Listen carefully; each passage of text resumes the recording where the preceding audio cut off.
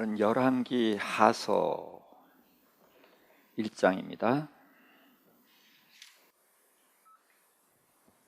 열왕기 하서 1장 1절부터 8절 함께 읽습니다. 아합이 죽은 후에 모압이 이스라엘을 배반하였더라. 아하시아가 사마리아에 있는 그의 다락 난간에서 떨어져 병들매 사자를 보내어 그들에게 이르되 가서 에그론의 신 바알세붑에게 이 병이 낫겠나 물어보라 하니라. 여호와의 사자가 디셉 사람 엘리야에게 이르되 너는 일어나 올라가서 사마리아 왕의 사자를 만나 그에게 이르기를 이스라엘에 하나님이 없어서 너희가 에그론의 신 바알세붑에게 물으러 가느냐? 그러므로 여호와의 말씀이 내가 올라간 침상에서 내려오지 못할지라 내가 반드시 죽으리라 하셨다 하라.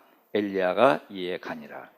사자들이 왕에게 돌아오니 왕이 그들에게 이르되 너희는 어찌하여 돌아왔느냐 하니 그들이 말하되 한 사람이 올라와서 우리를 만나 이르되 너희는 너희를 보낸 왕에게로 돌아가서 그에게 고하기를 여호와의 말씀이 이스라엘에 하나님이 없어서 내가 에그론의 신 바알세붑에게 물으려고 보냈느냐?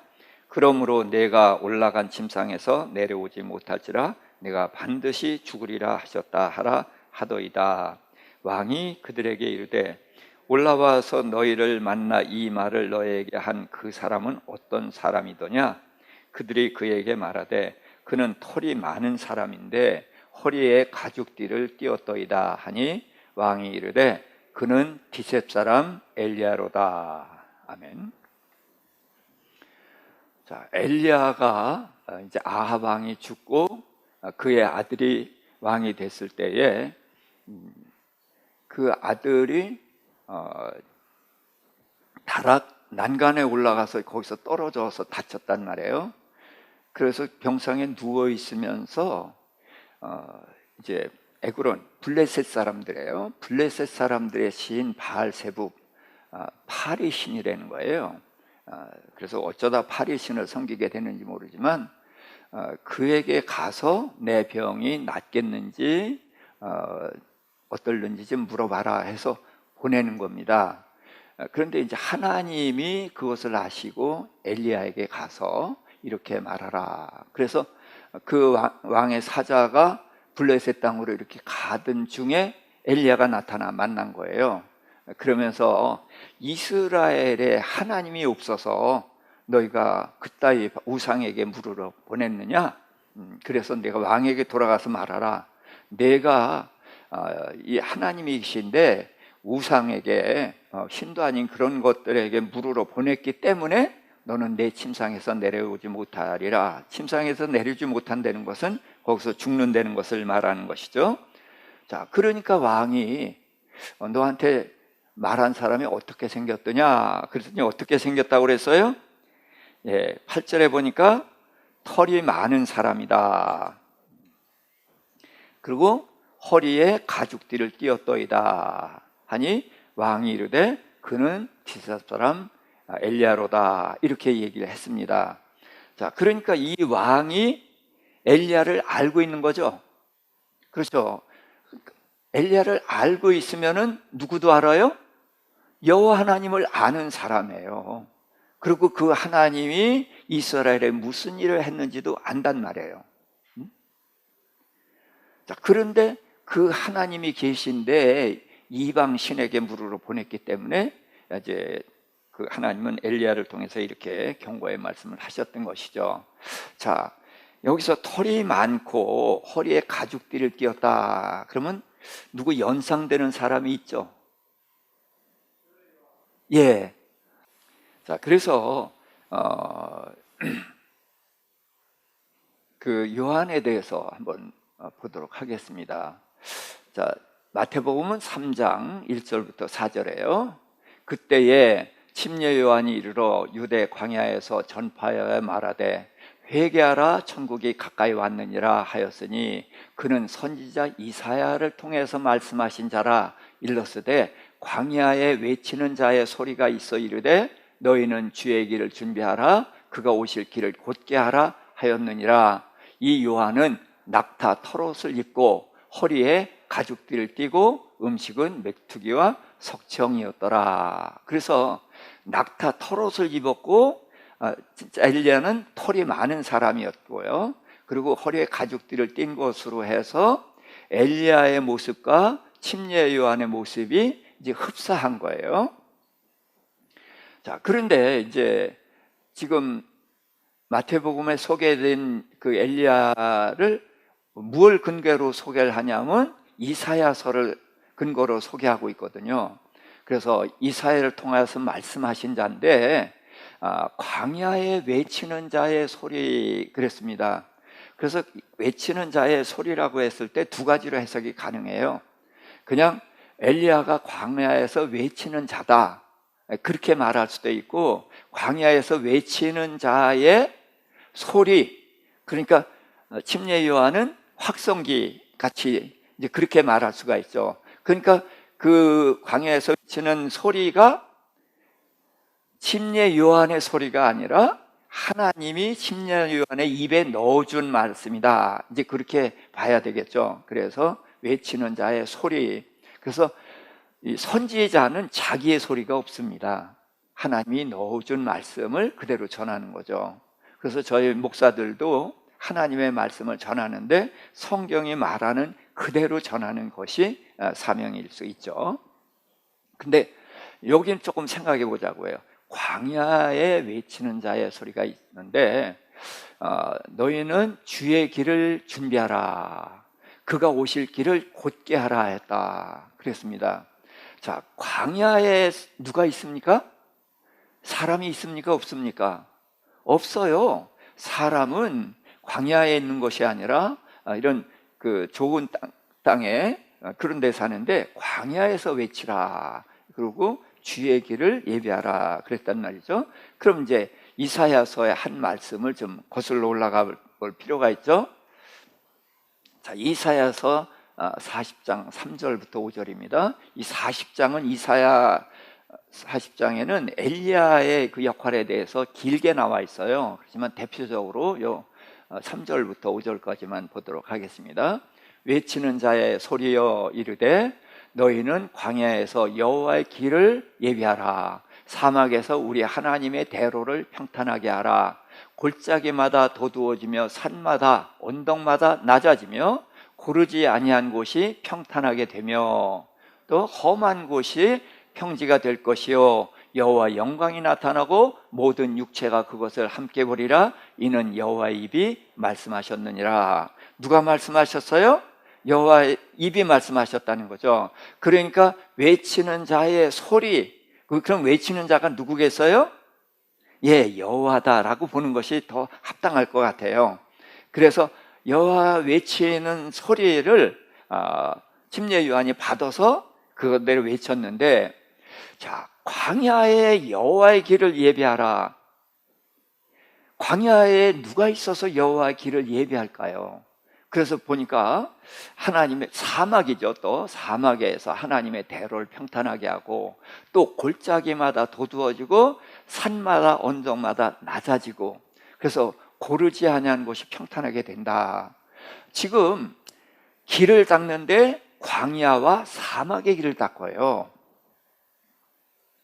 그런데 그 길을 닦는데 누구의 길을 닦습니까? 여호와의 영광이 나타나고 모든 육체가 그 영광을 눈으로 봅니다. 육체의 눈으로. 그러면 여호와의 영광이 누구죠? 예수님이에요. 예수님이 사막의 광야에 거기를 오신단 말이에요. 그러니까 사막의 광야에 길을 내라는 거예요. 좀 이해가 되지 않잖아요. 근데 예수님이 어디로 오셔요? 예, 우리의 마음으로 오시죠. 그럼 사막 광야가 어디예요? 예, 우리의 마음이에요. 우리의 마음이 사막같이 광야같이 황폐해 있단 말이에요. 황폐해 있는 곳인데 여기 예수님이 들어오셔야 돼요. 그런데 여기 예수님이 들어오시려면 길을 닦아야 되는데 지금 광야의 사막에 길이 있어요, 없어요? 길이 없어요. 그러니까 그 높은 곳은 깎아내고 낮은 곳은 돋우고, 그래서 평탄하게 해서 왕이신 예수 그리스도가 내 마음에 들어오게 해야 된다는 거거든요. 그러면은 그런 황무한 땅에 길을 내는 게 곧 뭐이겠어요? 침례 요한이 그 길을 내는 사람인데, 침례 요한이 뭐라고 외쳤어요? 예, 회개하라, 천국이 가까이 왔다. 그래서 회개하지 않은 상태가 황무지길이고 사막이란 말이죠. 이 안에는 예수님이 들어오실 수가 없단 말이에요. 자, 마태복음 8장에 보면은 한 서기관이 예수님이 어디를 가시든지 따르겠습니다 그랬어요. 그랬더니 예수님이 뭐라고 그랬어요? 여우도 굴이 있고 새도 둥지가 있는데 인자는 머리 둘 곳이 없다 그랬어요. 그러면 새의 둥지가 있고 여우의 굴이 있는 곳이 어디예요? 예, 그 서기관의 마음이에요. 자, 성경에서 여우는 뭐예요? 가짜예요. 가짜 왕, 가짜 선지자. 그래서 예수님이 헤롯을 여우라고 하셨거든요. 너는 가짜 왕이야. 왜요? 누가 세웠어요? 로마 황제가 세웠어요. 근데 이스라엘의 왕은 누가 세워야 돼요? 여호와 하나님이 세워야 돼요. 그러니까 가짜라는 거예요. 그래서 여우라고 한 거거든요. 그래서 네 서기관, 네 마음속에는 가짜가 그득하고, 또 새는 어떤 존재예요? 공중 나는 새를 보라. 그래서 아름다운 걸 얘기하지 않아요. 성경에서는 주로 들에서 죽으면은 새가 뜯어먹고, 막 그 성 안에서 죽으면 개가 뜯어먹는다 해서 시체를 뜯어먹는 부정한 더러운 것을 말할 때 새를 이야기하거든요. 그러니까 네 안에는 온갖 탐욕과 거짓 것으로 가득한데 내가 네 속에 들어오라고? 왜? 따라온다는 것은 예수님을 내 안에 모신다는 뜻도 되잖아요. 근데 네가 나를 따르겠다고? 네 속에는 내가 들어갈 자리가 없어. 그러니까 너는 오지 마 하고 거절한 거란 말이에요. 그때 또 다른 제자가 이렇게 얘기했어요. 주님, 아버님이 돌아가셨습니다. 그러니까 어떻게 해요? 아버님 장사 지내고 따라오겠습니다. 그래야 돼요? 안 그래야 돼요? 당연히 그래야 돼요. 근데 예수님 굉장히 냉혹하게 죽은 자는 저희 죽은 자들에게 맡기고 너는 나를 따르라. 그래서 앞에 죽은 자, 그게 아버지죠. 죽은 자를 죽은 자들에게 맡기고, 그러면 장사 지내는 죽은 자들은 누구예요? 자, 그래서 죽음을 제가 이제 한 단어로 죽음을 뭐라고 그랬죠? 분리라고 했어요. 분리. 그래서 우리가 일반적으로 죽으면은 뭐가 분리되죠? 육체와 영혼이 분리되는 거예요. 이게 우리가 두려워하는 죽음이에요. 그런데 진짜 두려워해야 되는 죽음이 뭐예요? 하나님으로부터 분리된 거, 이건 지옥 가는 거란 말이에요. 영원히 심판받는 거란 말이죠. 그래서 죽음은 분리예요. 그래서 아버지는 어떻게 분리된 죽음이에요? 영혼과 육체가 분리된 사람이에요. 근데 장사 지내는 죽은 사람들은 뭐예요? 하나님으로부터 분리된 사람들. 그래서 죽은 자는 죽은 자에게 맡기고 너는 나를 따르라. 그래서 너는 누굽니까? 자, 죽은 자는 죽은 자에게 맡기고 너는 나를 따르라. 그럼 너는? 예, 그렇죠. 죽은 자, 죽은 자. 그러면 너는 산 자. 예수님은 생명의 주인. 그렇죠?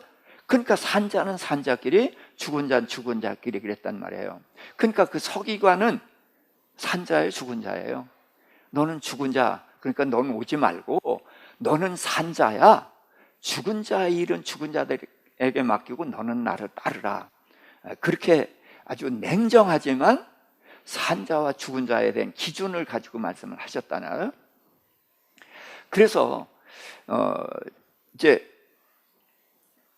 사막의 길을 내고 광야 길을 내는 것은 바로 우리의 마음이란 말이죠.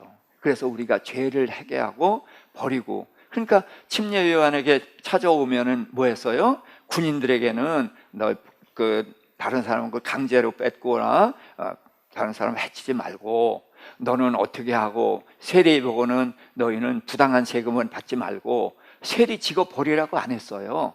부당한 세금을 받거나 그렇게 하지 말라. 그래서 뭐예요? 정직하게 살고 하나님의 말씀대로 살아라. 그게 뭐예요? 그게 죄를 버리고 하나님 말씀대로 사는 길이, 이게 길을 닦는 거란 말이에요. 그럴 때에 주님이 우리 안에 오시는 거란 말이죠. 그래서 우리의 마음에 주님이 들어오실 수 있도록 죄를 버리고 주님께로 돌아오라, 회개하라 라고 한 말이 길 닦는 것이다.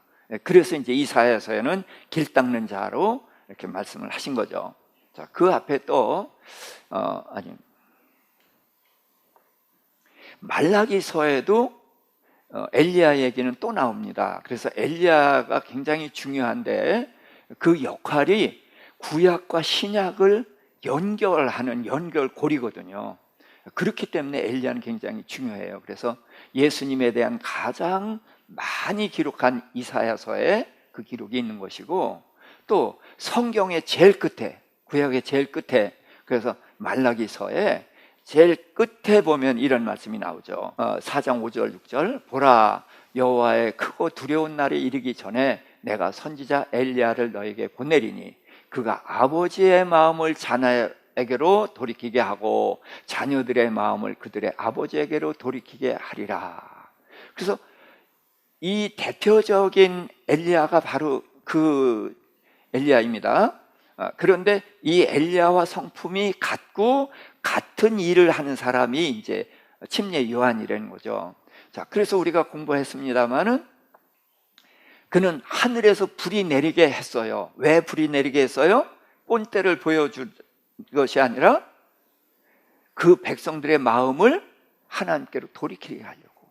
너희가 언제까지 바알과 하나님 사이에 왔다 갔다 하겠느냐? 바알이 신이면 바알 따르고 여호와가 신이면 여호와를 따르라. 그랬더니 안 따라요. 그렇다면 하늘에서 불이 내리는 신이 진짜다. 그랬더니 아멘. 그래가지고 하늘에서 불이 내리게 했단 말이죠. 왜 그래요?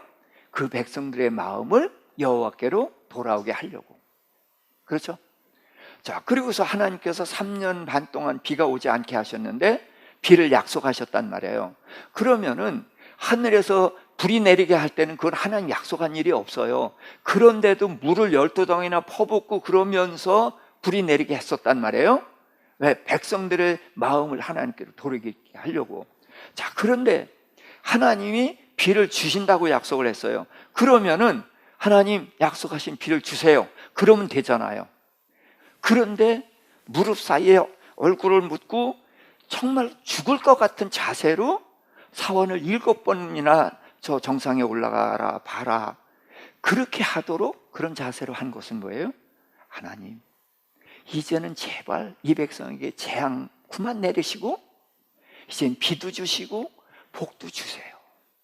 그래서 하나님의 마음을 백성에게 돌이키려는, 아비의 마음을 자녀에게 돌이키려는 그런 마음이 무릎 사이에 얼굴을 파묻는 것으로 표현됐잖아요.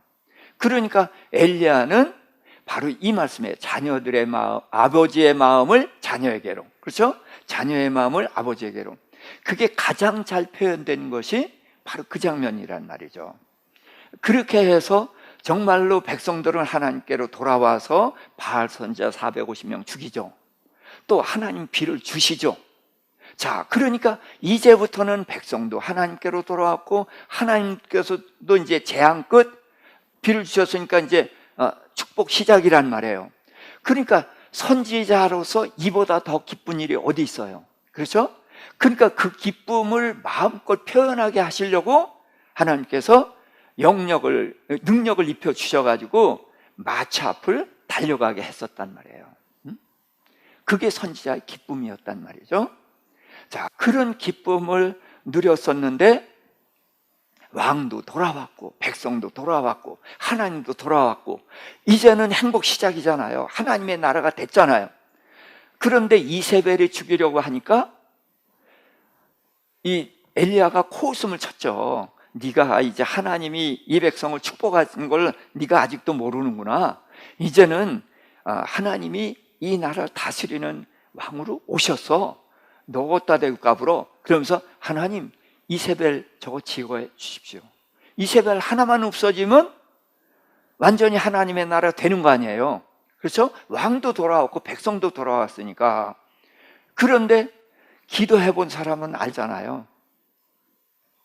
벽에다 대고 하는 거예요.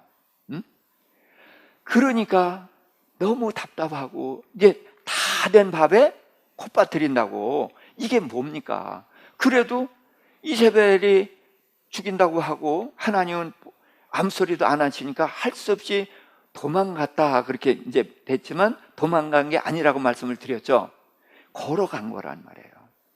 그러고서 로뎀 나무 아래서 나 죽여주세요. 그랬더니 하나님께서 네가 여기서 이러면 안 돼. 그러면서 이제 떡과 고기를 주시고 이제 물도 주시고 그러면서 어루만져 주시고 그리고 또 누웠더니 네가 이 호렙산까지 가야 되니까 이 음식에 힘을 입고 힘으로 거기까지 가야 된다. 그래서 40일을 가게 하거든요.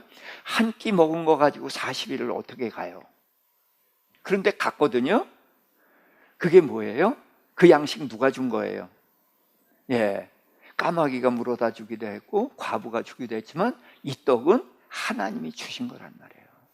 그러니까 하나님이 육신의 양식을 주셨으니까 이 육신의 양식을 가지고 40일을 가는 거예요. 이게 하나님의 양식의 힘인 거예요. 그런데 하나님께서는 엘리야에게 육신의 양식만이 아니라 말씀의 양식, 신령한 양식도 또 주시는 거거든요. 그래서 육신의 양식을 힘을 힘입어서 40일을 가서 호렙산까지 하나님 산까지 갔단 말이에요. 자, 그런데 하나님께서 네가 왜 여기 있느냐? 그랬더니 하나님 다 선지자들도 다 죽이고 다 죽고 그런데 나 하나 남았는데 저들이 나까지 죽이려고 합니다. 그 얘기는 뭐예요? 하나님 나 하나 남은 것까지 죽게 놔두십니까? 그래서 하나님한테 원망을 하는 거라고 제가 말씀드렸잖아요. 그랬을 때에 하나님께서 너는 이제 잘 보라 그러면서 하나님이 지나가시죠. 제일 먼저 뭐가 지나갔죠? 예, 바람이 있는데 얼마나 센지 산이 터져버려요. 갈라져 버려요. 바위가 터지고 그 엄청난 바람, 그 다음에 불이 있고 또 지진이 있고 그런데 하나님 거기 계시지 않는다. 그러고서 또 묻는 거예요. 네가 왜 여기 있느냐? 똑같은 대답을 한 거예요. 아직도 하나님의 뜻을 모른다는 거예요. 그랬을 때 하나님께서 하신 말씀이 뭐예요? 너는 아람에 가서 하사엘에게 기름을 부어서 아람 왕이 되게 하고 또 예후에게 기름을 부어서 이스라엘 왕이 되게 하고 또 엘리사에게 기름을 부어서 내 후계자가 되게 하라 하시면서 하사엘이 죽이다 못 죽인 사람은 예후가 죽이고 예후가 죽이다 못 죽인 사람은 엘리사가 죽인다. 뭐 하는 얘기예요? 심판하시겠다는 얘기죠. 엘리야는 하나님 그 이적 가지고 백성들이 이렇게 돌아왔지 않습니까? 그러니까 본때 한번 보여주면 이렇게 돌아오는데 엘리사 제거하고 그렇게 하나님이 그 힘으로 이 나라를 다스리면 되지 않습니까? 그런데 하나님은 나는 이들을 그런 이적을 가지고 다스리고 싶지 않다. 이들은 나의 말씀, 내가 그동안에 많은 이적을 보여줬고 그러면서 내가 말씀을 줬기 때문에 이제 말씀대로 살아야만 되는데 이들이 말씀대로 살지 않기 때문에 이제는 내가 이들을 심판하겠다. 그렇게 말씀을 하셨잖아요.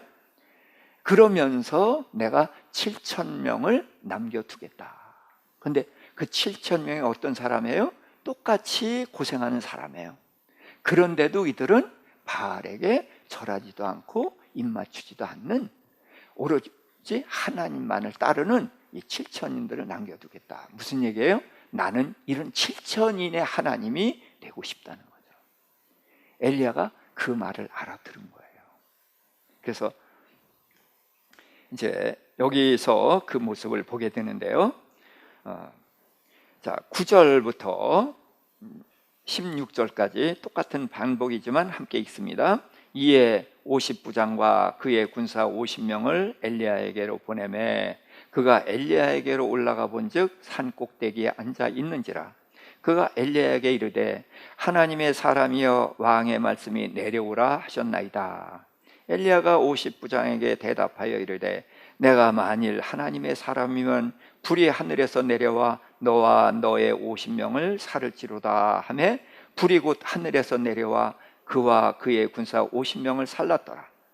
왕이 다시 다른 50부장과 그의 군사 50명을 엘리야에게로 보내니 그가 엘리야에게 말하여 이르되 하나님의 사람이여 왕의 말씀이 속히 내려오라 하셨나이다 하니 엘리야가 그들에게 대답하여 이르되 내가 만일 하나님의 사람이면 불이 하늘에서 내려와 너와 너의 50명을 살을지로다 하며 하나님의 불이 곧 하늘에서 내려와 그와 그의 군사 50명을 살랐더라. 왕이 세 번째 50부장과 그의 군사 50명을 보낸지라.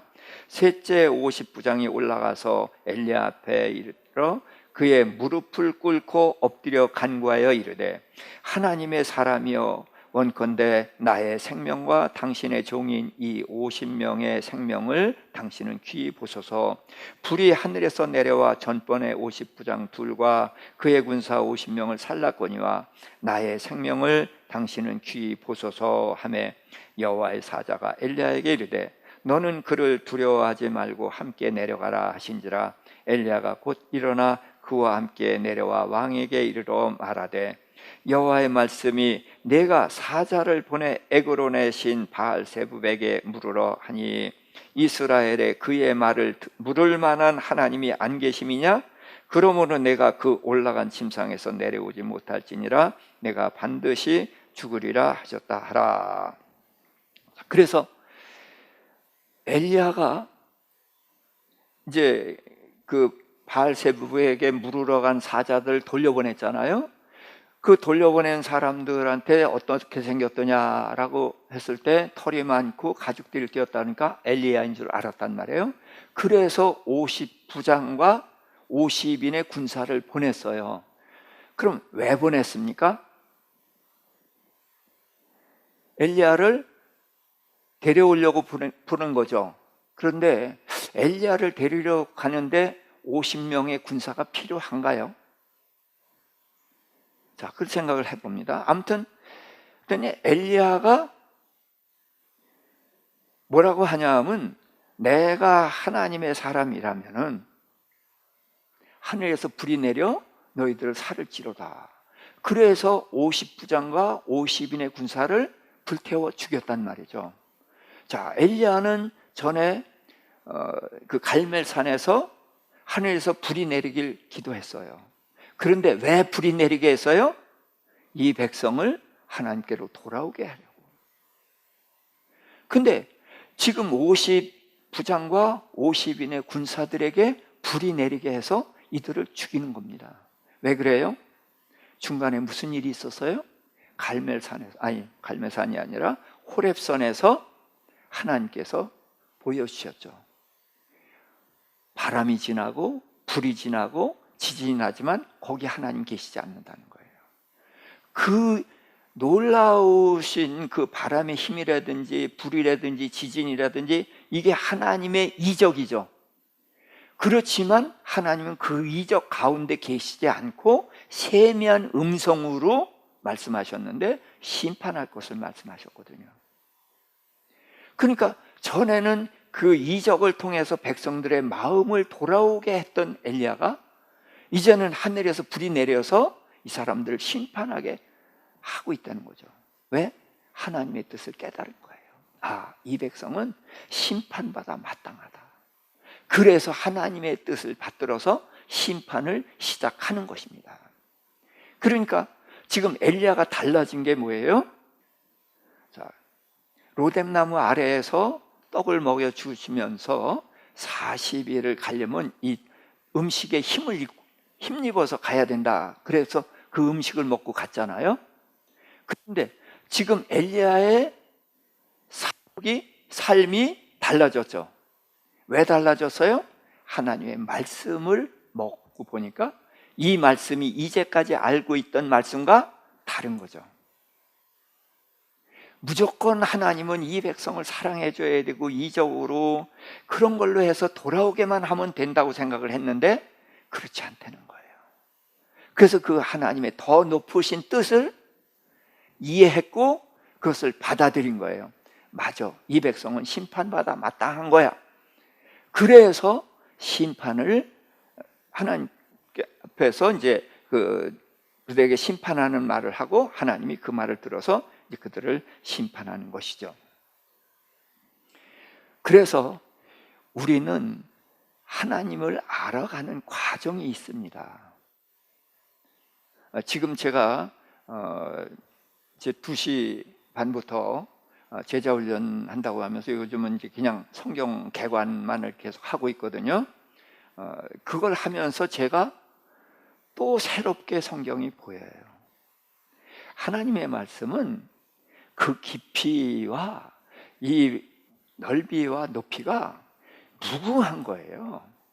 그래서 우리가 알았다 하는 순간 교만해지는 거예요. 그래서 선줄로 하는 자는 넘어질까 조심하라 그렇거든요. 왜? 하나님의 세계는 무궁한 것입니다. 엘리야 정말로 하나님을 잘 알아요. 그런데 그 엘리야가 모르는 하나님이 계시거든요. 그래서 그 과정을 거친 후에야 하나님의 뜻을 비로소 알았고, 그래서 이 백성을 무조건 복주는 것이 아니라 하나님의 뜻을 알고 보니까 이 백성은 심판받아 마땅하다. 그래서 하나님의 더 높으신 뜻을 이해했고 받아들였고 이젠 그 뜻대로 심판을 시작한 거란 말이죠. 그래서 우리는 하나님을 알아가는 만큼 우리의 삶도 바뀌고 사역도 바뀌어가는 것입니다. 그래서 17절, 18절 마저 읽겠습니다. 왕이 엘리야가 전한 여호와의 말씀대로 죽고 그 아들이 없으므로 여호람이 그를 대신하여 왕이 되니라. 유다 왕 여호사밧의 아들 여호람의 둘째 해였더라. 아하시아가 행한 그 남은 사적은 모든 이스라엘 왕 역대 지략에 기록되지 아니하였느냐. 그래서 아하시아 왕도 심판으로 죽는 거죠. 하나님께서 능히 살리실 수가 있습니다. 그러나 네가 여호와 하나님이 계시다는, 이 나라에 하나님이 계시다는 걸 알고 하나님의 선지자가 있다는 것도 알면서 또 하나님이 그동안에 어떤 이적을 행하셨는지 너희를 위해서 무슨 큰 일을 하셨는지를 알면서도 바알세부에 물으러 가서 그 심판하는 거예요. 그래서 엘리야는 그 심판을 전했고 또 그 사자들을 보낸 사자들을 심판하는 그런 것으로 해서 엘리야가 이렇게 변화돼 가고 그런 모습을 우리가 봤으면 하는 것입니다. 그래서 이제 이 사건이 있은 후에 이제 하나님은 엘리야를 데려가십니다. 그러니까 여기가 엘리야가 도달해야 되는 자리예요. 근데 이 자리에 도달하기까지 그는 하나님을 계속 따른 것이 아니에요. 하나님께 불평하고 원망하고 나 하나님하고 같이 일 못해 먹겠으니까 나 죽여주세요. 그렇게 하나님께 저항했던 과정이 있는 거예요. 이런 과정을 거치면서 결국은 엘리야는 누가 틀렸다고 생각했어요? 하나님이 틀렸다고 생각했어요. 우리가 신앙생활 하다 보면은 하나님을 원망한 일이 왕왕 있으시죠? 왜 원망해요? 누가 틀려서요? 하나님이 틀려서 원망하는 거예요. 그런데 그 원망하는 일을 지나고 보면은 하나님이 틀린 게 아니라 내가 틀렸구나 하는 것을 깨닫고, 그게 깨달은 걸로 끝난 게 아니라 깨달은 만큼 성숙한 거예요. 그럼 그 다음엔 원망 안 하는데 안 해요? 또 해요. 근데 그게 그 자리가 아니라 그 원망하는 자리를 거쳐서 나가면 또 올라간 거예요. 그래서 의인은 7번 넘어져도 8번 일어난다, 그런 말씀이 있어요. 그런데 넘어졌다 일어나고 넘어졌다 일어나고 반복되죠? 그래서 7번 넘어지고 8번째 또 일어났어요. 그런데 이거는 같은 자리가 아니에요. 넘어지고 일어서고 넘어지고 일어서고 하는 동안에 어느새 계단을 올라왔어요. 예. 저는 이러한 과정을 우리가 밟아갔으면 하는 것입니다. 그래서 하나님이 우리를 있는 그 자리에서 평탄하게 가기를 원해요. 그렇죠? 우리는 형통을 원하잖아요. 평안을 원하잖아요. 근데 하나님은 그런 걸 별로 안 좋아하셔요. 왜? 평탄하고 형통하면은 대개 정체되어 있거나 잘못하면 내려가요. 그래서 하나님은 우리를 평탄한 길로 인도하시지 않고 회의할 수 있고 고민할 수 있고 원망할 수 있는 길로 가게 하신다는 거죠. 그래서 여러분 시편 읽어보면은 하나님에 대한 원망이 얼마나 많아요. 응? 하나님 주무십니까? 깨십시오. 응? 그런 원망하는 말이 굉장히 많습니다. 왜 그래요? 하나님을 알아가는 과정이에요. 그 과정을 거쳐서 올라가고 알아가고 이러는 거란 말이죠. 그래서 우리는 엘리야의 삶을 통해서 우리도 하나님을 더 알아가는 만큼 올라가고 우리의 삶이 점점 더 하늘나라에 가까워지는 그런 삶이 될 수 있기를 주님의 이름으로 축복합니다.